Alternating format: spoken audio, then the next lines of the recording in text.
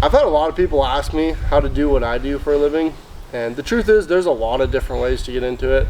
So I asked the crew I was working with in Wyoming if it was all right if I interviewed them and asked what their advice would be, because they all come from such diverse backgrounds and all have done a lot of different things in the horse industry. But my biggest advice for someone trying to get into it would be just get started. The hardest part is getting started. Your first job probably not going to be your dream job, but it'll get the ball rolling for you and get you to start making some connections and start learning some skills. So I hope you guys enjoyed these interviews, and I hope it brings you some insight into whatever you're looking to do.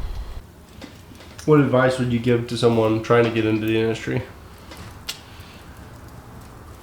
I would tell anybody who's interested in maybe working with horses or working on ranches of any kind to gather a skill set that will help you in that journey. So whether that's driving trucks, fixing fence, welding, whatever it may be, that's ultimately going to help you in your pursuit to even work with cattle or work with horses, because everything in ranch life kind of folds into itself. So you're not only going to be riding horses or working cattle on horseback or branding or whatever you may want to do as kind of the glamorous aspect of it, you're going to be doing all the utility work as well.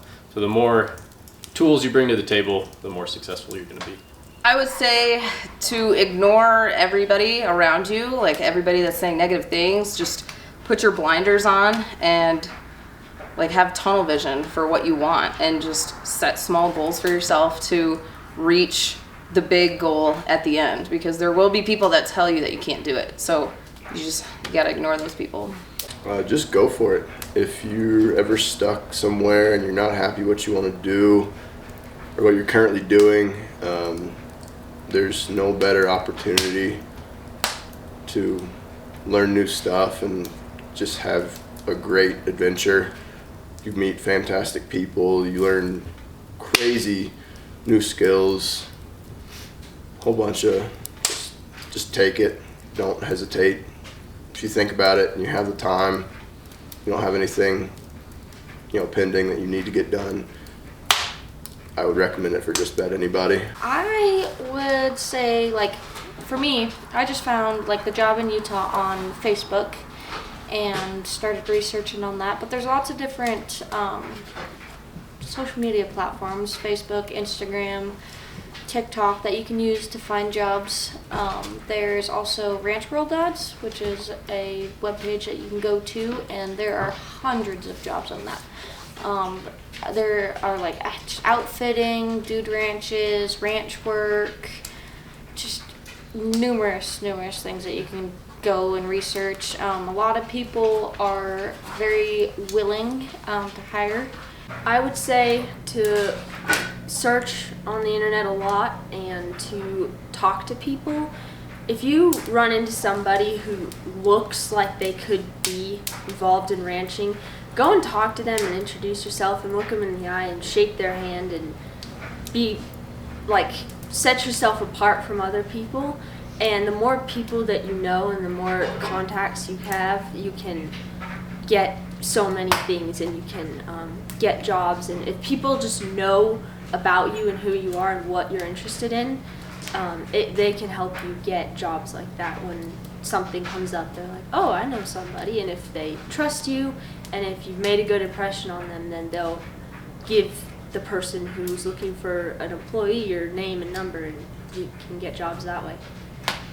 Be willing to work for free for a little bit, and also work hard and tell people that you're willing to learn, and try really hard to have no ego. What advice would you give to someone once they get their first job?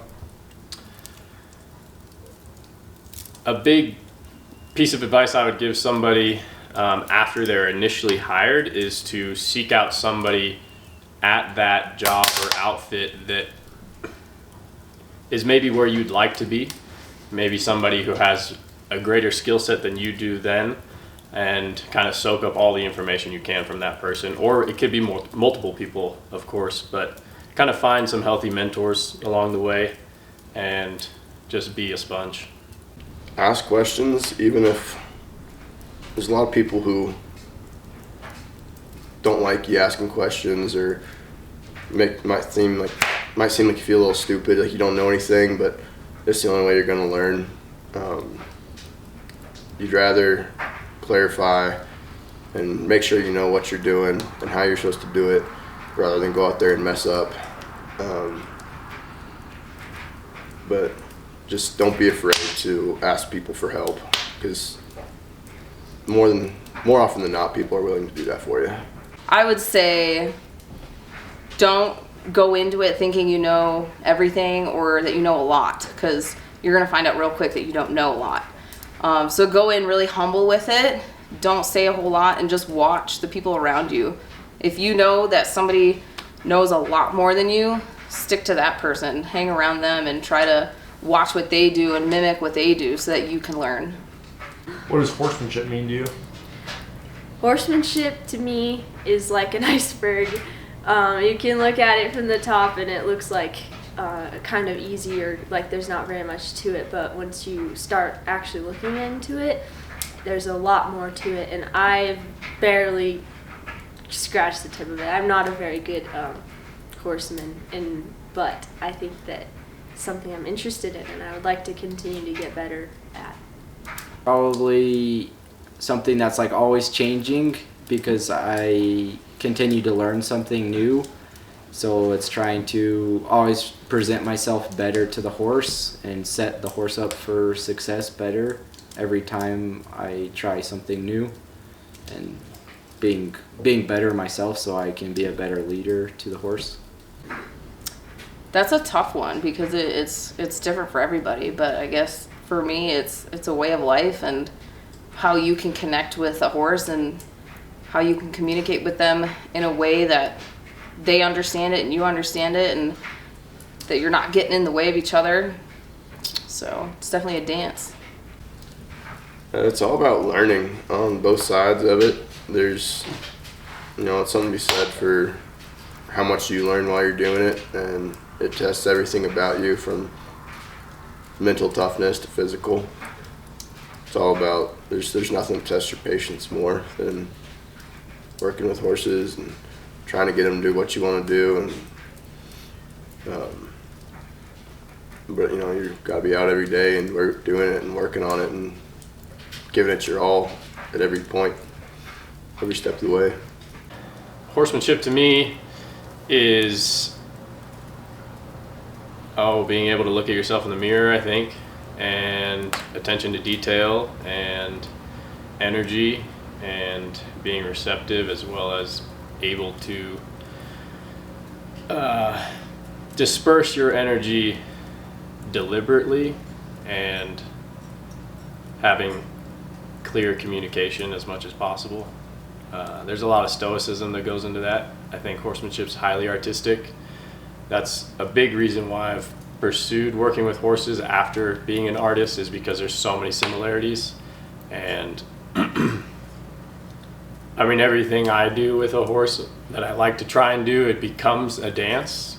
I danced professionally for a long time, and body position, how you move, how they move, it's all movement. Of course, you're moving with a horse, you're in synchronicity ideally, and there's not a lot more special than two bodies moving in unison. So, Closing thoughts. Just that if you're not grown up in this lifestyle, that doesn't matter. Like, if this is what you want to do, go and do it, because like nobody can stop you. You think you can't do it, but you really can. You'd be surprised what you can do. If you do something different than what normal people do, then they kind of look at you funny and tell you can't do it. Even something as simple as going to college and getting married. People are like, oh, you can't do that. But as long as you put your mind to it and work hard, you can do pretty much anything. And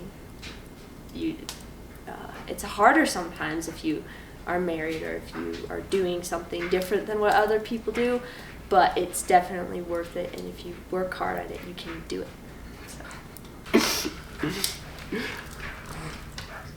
Goodbye and good night. Good night, San Diego.